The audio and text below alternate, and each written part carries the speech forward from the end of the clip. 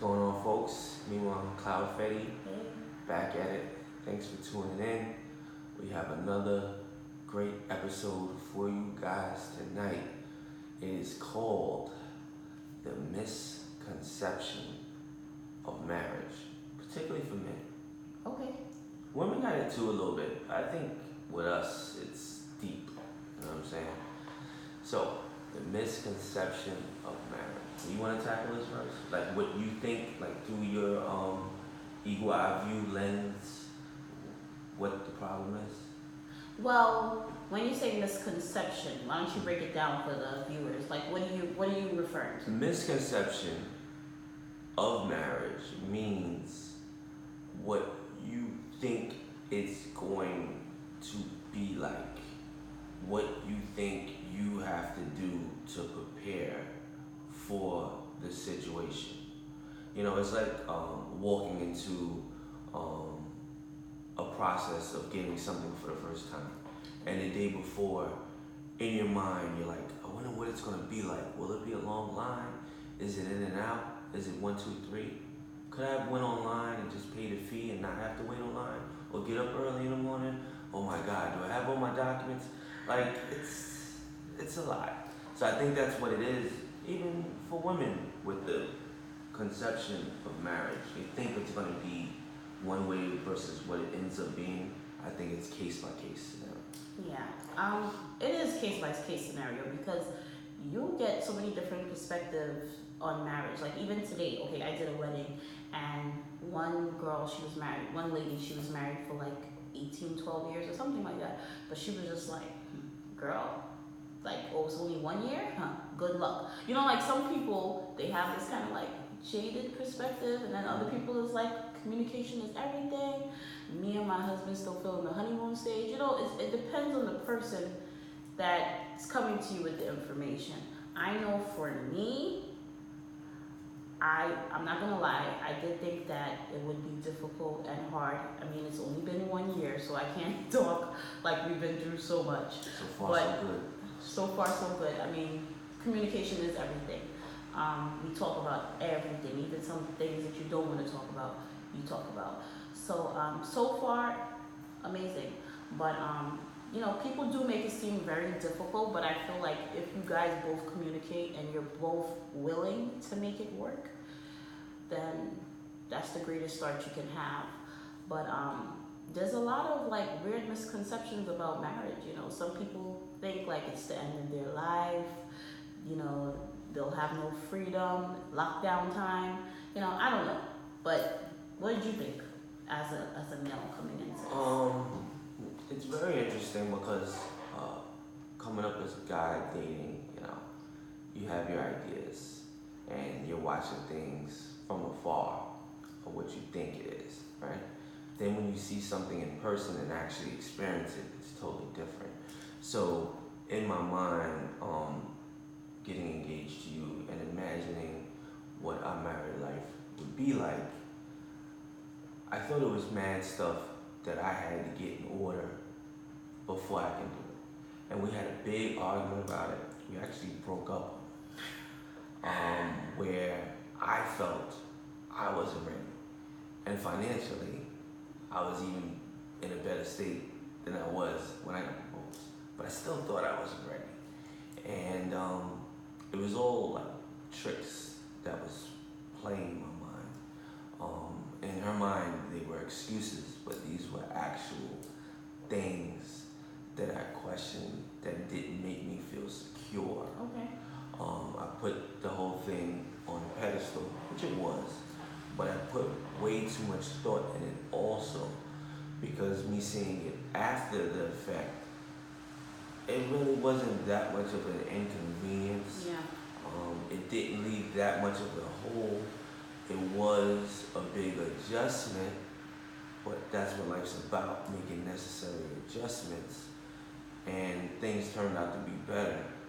So sometimes also it's one of those decisions where you kind of wish, or you thought maybe you could have made the decision even earlier since it wasn't so bad. So I think men put a lot of thought into the idea of, they think least for me, there's some men, their argument is, I want to be more set up with my career before I do this. And when they say do this, they're talking about the whole package. Yeah. They're talking about engaging a woman, getting the ring, getting married, paying for the wedding, getting the house, having children, and all of the other necessary investments that need to be made to grow a family and build a legacy and stuff like that. So the issue with that is, just like having a baby, you're never really ready. Yeah. The money thing, I found out, really only exists in a perfect world. Okay? What is the right amount of money you should have? Where do you need to be in your career before you get married? Question mark. There's no real answer. So it really, again, was mind tricks, fuckery going on in the head, that was preventing me from doing it. And I could have missed out on a great opportunity if I would have listened to those negative thoughts in my head. That's really imagination. Now, we also do have the fear of everything going well now. We could even have moved in with you. Everything's going great. But the moment we say I do, things change. Because people say that. It's a huge fear. Yeah, but people say that. People but that's the thing with the misconception. It's all skewed because of the different opinions you get from people. You're gonna get one thing from a couple that's been married for 30 years. That's like, man, marriage is beautiful. Just keep communicating, keep loving each other, keep doing things together. And you have the other people that's been married for 30 years that it's like, like they praying to get out of it. So it's like, you're gonna feel nervous because you get all of these different views of what marriage is, and you never really know until you're in it. But why me and him had a miscommunication or disconnect? His thinking was right. He was thinking as a male, as a man, as a husband, as a provider, and financially he felt like I need to have this amount of money to start. So we can have a wedding, so we can have a down payment for a house, so we could this, so we could that. I just felt like, how long do you think we're gonna be waiting to reach that number? First of all, we live in New York City, okay? It's expensive. I'm not Janet Jackson. He's not Diddy. We don't have bank like that. Maybe for those people, well, they probably wouldn't even think about this stuff. But basically, just regular people working 9-to-5 jobs, entrepreneur, whatever. I just felt like it's just not realistic what he was trying to aim for. He was trying to wait until he hit a certain amount of numbers in his savings account. And I just felt like, you don't know when we're gonna get to that number, so we just kept bumping heads because he felt like that's what he was taught and that's how it's supposed to be. And he's not proposing until he's financially more secure than he was. And I was just telling him hey, I think we should just go with how we feel and figure it out along the way, because marriage is a partnership. It's not just you do and I sit back and wait. And I felt like he was kind of just dictating the way things were gonna go. Until I reach this, nothing is happening. And I had to pull back, well, that's cool for you, but this is just not how I see things going. I'm seeing it as we're supposed to be working together to get to the end goal, because in reality, it's husband and wife. It's not husband and husband. So why should he have all of the burden to try to reach this number? I like that idea. I don't need any more burden, please. But what I'm saying is that it's two people with individual goals and dreams coming together to make, what you said, an empire or a legacy, So why have to sit down and wait for you to get rich? Why we can't go on that way together and get married throughout the process? The misconception. So, he came over one day. He used to come over every weekend. And he had his little suitcase packed. And I was like, brother, I understand where you're coming from, but that's just not working for me. So much as I love you and I care about you, this is not working with what I have in mind for my future, and you don't seem like you want to meet me halfway. You just want to tell me how it's gonna go, and I didn't like that because I was hearing him out, and it's like he wasn't trying to hear anything I was trying to have to say. And it's like, well, if you're in a relationship with me, we gotta be 50-50. It can't be 90-10, you know. And that's how I felt, and he backed me up into the wall where my only option was to leave.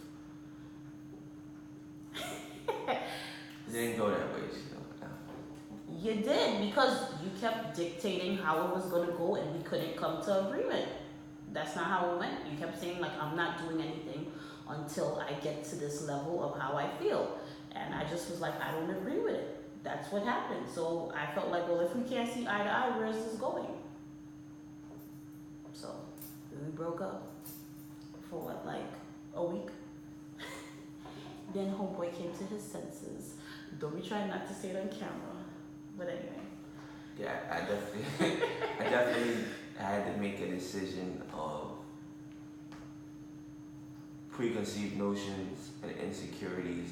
Will that get the better of me? Am I really missing out on something?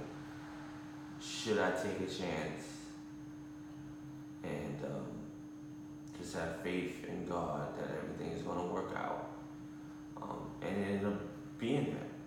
Because he who finds a wife finds a good thing. I have to keep saying it. So when you join together, you become even better than if you were to try to just do it all by yourself. And I've been used to doing everything all by myself forever, so it feels pretty good to have some help. Yeah, it's a partnership. Share the weight, because it's unhealthy, it's stressful.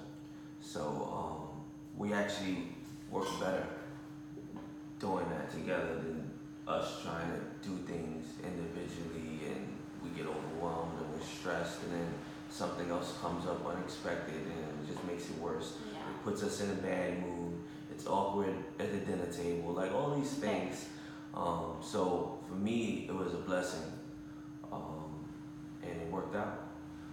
So I hear a lot of guys, I want to bring up this point, they get discouraged very easily, and women too, but men I deal with obviously, so we have those conversations more.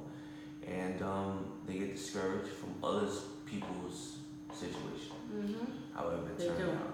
out.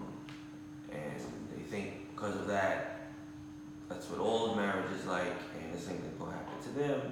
And before they go through it, they just gonna kind of chill with the idea. They're not thinking about it, they're not gonna do it, or they're gonna wait, until they're older or something. Think about it this way, right? If it's a job, right? I could have a great job with all the bells and whistles, but I'm not happy there. I tell my friend, don't work there. He's looking for work. And he knows they're paying good and they have a reputable name. That job calls him up for an interview. Is he gonna listen to me and say, oh, well, my friend Lloyd told me that job was not great to work in? No, he's gonna be like, well, I'm out of work. I'm looking for it. Let me go on an interview. Let me see what happens. Yeah. Why can't it be the same way with marriage, or even moving in with a woman or a significant other? Yeah. It's very weird. It's very backwards. Because from life, living long enough, experiencing things, growth, just because you went through something doesn't mean I'm gonna go through something. I gotta see what's waiting for me at the finish line. Yeah. So I think more of that should be practiced in relationships and when it comes to marriage, because some guys really sound ignorant out here. They sound real crazy when you think about it. It's like, what that got to do with you? That don't make sense. It's bad, but that's life. A lot of people live their life based on what other people have experienced, and everybody's experience is different. You have some people that will tell you like, oh, don't work there. It was horrible, and then somebody else goes and it's like, well, I enjoy it. It's actually my best job. They love me. I got promoted. I'm employee of the month. Exactly. So don't base your views or misconceptions of marriage based on what other people have told you. You're not gonna know until you're in it. And if you find a partner that's gonna weather the storm with you. We're gonna go through everything. We're gonna communicate. We're gonna make this happen. You're on the road to great things, you know. But you can't listen to people's opinions of what they've experienced, because you'll never live. You'll never do anything if you listen to people's opinions. People leave out details. You know, there could be a lot of fault in what they did that led to that situation. You know, they're not gonna tell you, listen, man, I'm a fool. I'm a loser, I'm a jerk, and that's the reason why relationship's not. They're not gonna say that. They're gonna make it look like it was the other person. So you can't really go by that fully. Yeah. Another good point is this, and not to get religious or anything, but that could be your blessing that God's given to you. Like for me, she's a blessing. And you know, not to say you're not gonna get another blessing in life, but do you really want to chance it when something is kind of gift wrapped to you? So you're missing out on it because of ignorance based on another situation. For me, it was one of the best things that ever happened to me. So I'm glad that I took advantage of that versus being ignorant and stupid and immature. Like, I don't need her. She's trying to hold me down. Nah. It could be something you need. Because a lot of us, we disorganized all over the place. So we kind of need a little structure, you know, to improve our lives. Oh, honey, so sweet. But, I was so with him. He used to go through this thing where it's like, oh, you're not going to punk me. And I'm like, why do you keep saying that? Because of the misconception stuff that all married women trying to punk their husbands. Finger, man. But, I mean, if you love somebody, I think we both wrapped around each other's fingers, you know. You have a soft spot for the person. Once you love them, you have a soft spot for them. You're best friends and so he was trying to run with that, and I'm like, but I have a soft spot for you, so what are you saying? I don't know. Like, why would I be trying to get over on you? It's like, we just love each other. But don't run with all those things, those excuses. If you're feeling it and you want to do it, go with it. Write your own story. You know, don't listen to somebody else's story and let that keep you back from experiencing something that might be a blessing to your life, like my husband said. So, yeah. Marriage is what you make it. Another last thing too, not to sound all soft and everything, but some women do be wanting just a ring and things switch, but again, it goes back to you getting a feel for the person. Exactly. Seeing if they're this type of person, asking certain questions, giving the situation some time, and they're just not the ones that you're supposed to be marrying. Don't give up on marriage. Just she's not the one. Find someone else and marry them. Filter it out. So I think that's important too. If you don't have a good feeling, if she crazy and you getting all this other back end and stuff with the package, then no, you don't have to be in that situation either. Yeah. Go with your gut feelings. If both of you, the feeling is mutual and you want to do it, make it your own. Write your own story. You can't listen to all those outside opinions and stuff like that. What happened with your parents, what happened to your friend, what happened to your aunt, what happened to your cousin, your teacher, your coworker. Those that's their story. That's not yours. You know, you have the chance to write your own story. Don't listen to other people's opinions of it, whether good or bad. You know, marriage is what you make it. So, I think we addressed that topic. That was a good topic. But, yeah, so we're just going to wrap it up. We love being here with you guys, chatting as usual. If you guys have topics that you guys want us to address for marriage, dating, anything, talk to us. We're here for you. If you don't feel comfortable commenting below, we'll put the link to our email where you can leave us an inbox message to ask, and we could address it in the next video. But thank you for subscribe, like, share, comment. Yes, what he said. All right, guys. So thank you for tuning in. Please share, comment, pass it on, subscribe. We love being here with you guys. Later.